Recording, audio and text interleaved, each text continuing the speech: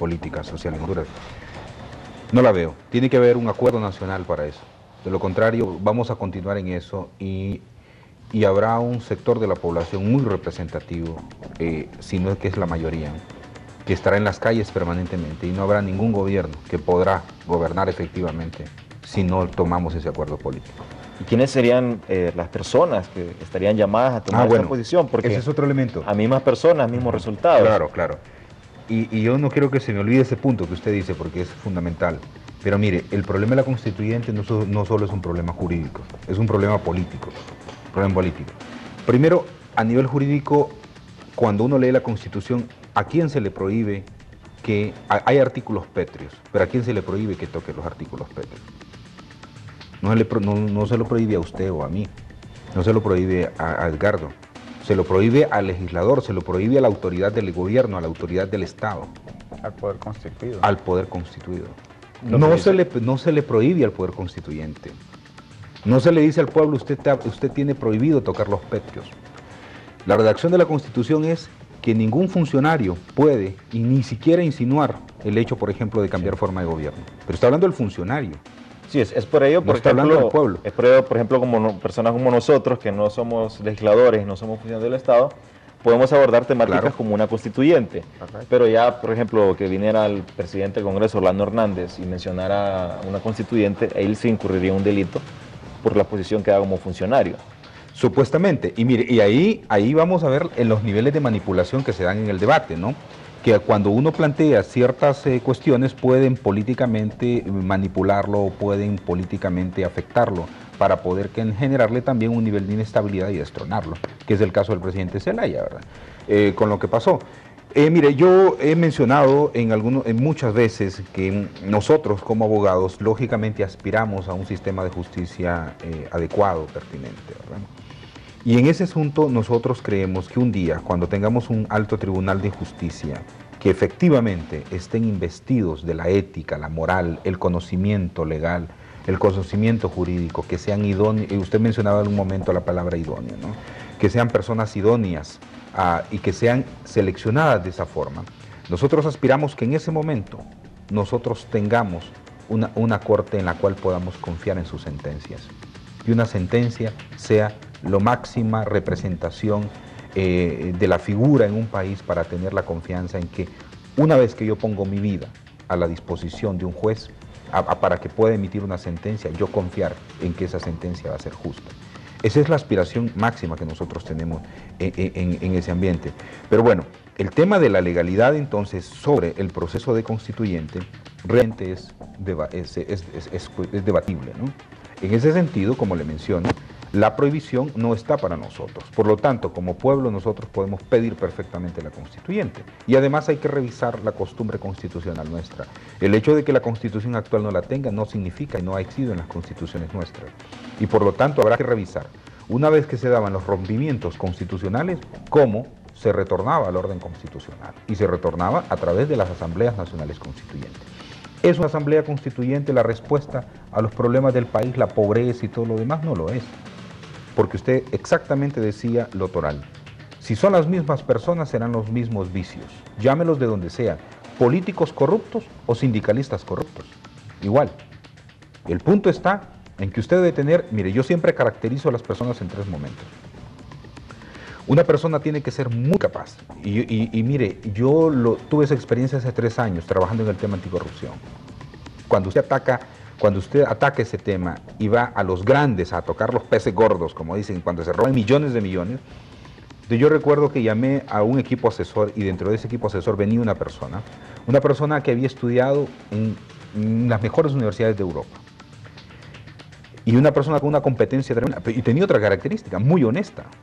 Muy honesta, muy honesta. Y entonces es una persona como para tenerla en el equipo. Al momento de tomar las decisiones, cobarde. De usted de nada le sirve tener una persona muy capaz y honesta si al momento de tomar decisiones es cobarde. Sí, necesita, correcto, exacto.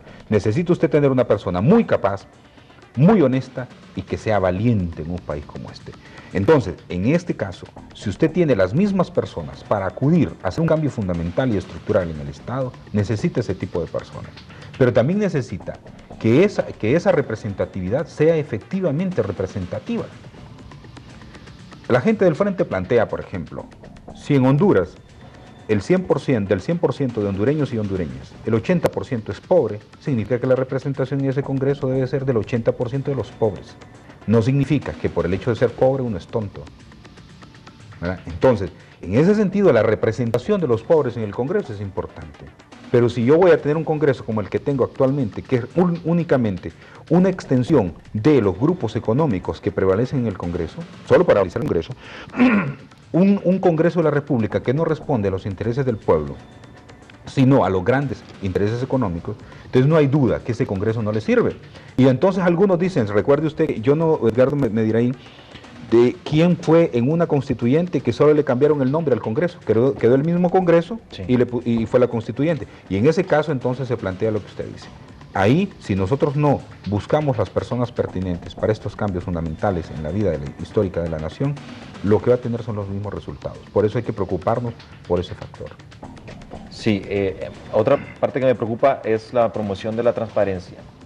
Vemos el caso ahorita que se da, la denuncia que da don Andrés Martínez de los padres de familia, en el cual pues él presenta una lista de las personas asalariadas en el sistema educativo, en el cual pues está, por ejemplo, casi en su mayoría parientes del ministro de Educación, en posiciones que inclusive algunas son puestos que se han creado específicamente para ubicar a X persona.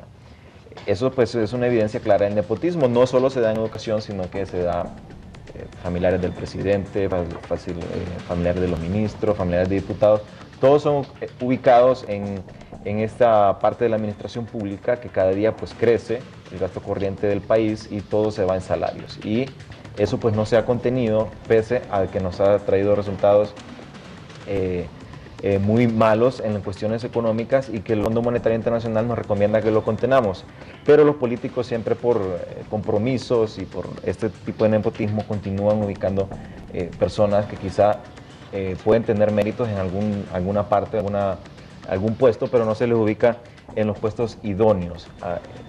¿De qué manera pues se puede fomentar, ya que se suponía que este gobierno iba a fomentar la transparencia? Pero con este tipo de situaciones pues se contradice. ¿Cómo se puede fortalecer entonces la transparencia y la anticorrupción? ¿Qué apoyo pues se debe tener si el gobierno pues no lo da? Bien, en primer lugar debe haber, primero con lo que decía un poco Wilfredo, de la cobardía, debe haber voluntad política para poder sanear un sistema político que está viciado completamente, un sistema democrático que está viciado absolutamente. Para que haya transparencia tiene que haber reglas claras. Reglas claras. En la empresa donde usted trabaja, en Ciprode, en todos lados, en empresas mercantiles, empresas privadas, las reglas son claras. Si usted llega tarde, le deducen. Es decir, hay reglas claras. Usted, su horario de trabajo es de 8 a 4:30, de 8 a 5. Hay reglas claras. Pero el Estado, y se aplican, pero también el Estado tiene reglas claras. Lo que pasa es que no hay la voluntad para poder cumplir esa ley, esas leyes que existen.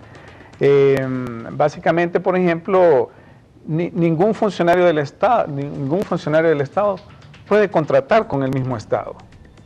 Sin embargo, aquí tenemos ministros que hacen sus propios proyectos y se contratan del Estado. Es decir, esos casos extremos. No solamente es el caso de un familiar que siendo funcionario del Estado o del gobierno pone a otro familiar, aún y sin teniendo o no teniendo las capacidades para ese cargo, la ley ya dice que no puede